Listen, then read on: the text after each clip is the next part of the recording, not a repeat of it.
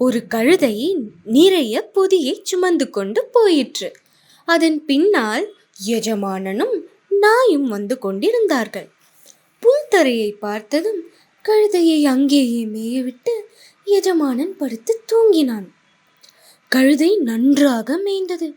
ஆனால் நாய்க்கு தின்பதற்கு எதுவும் இல்லை. பசி அதன் வயிற்றை பிடுங்கிற்று. பொறுத்து பொறுத்து பார்த்தது. அதனால் முடியவில்லை.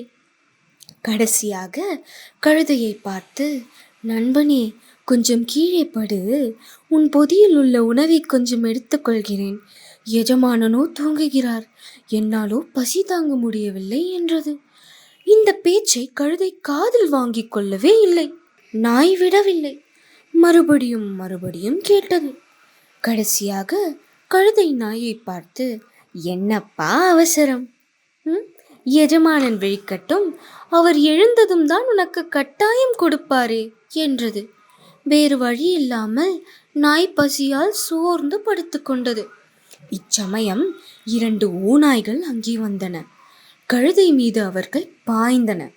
கழுதை நாயை பார்த்து, நண்பா, ஓடிவா ஓடிவா, எனக்கு உதவி செய் என்று கதறியது.